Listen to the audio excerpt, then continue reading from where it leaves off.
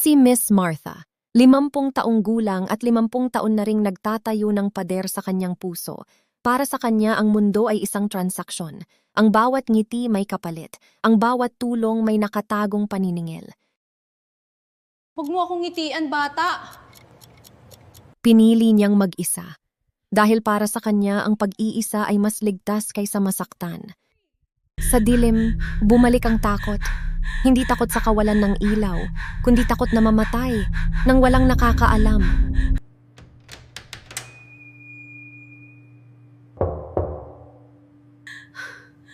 Ma'am Martha, ayos lang po ba kayo? Bakit? Wala akong ibabayad. Hindi po lahat may presyo, ma'am. Minsan, tao lang ang kailangan ng tao.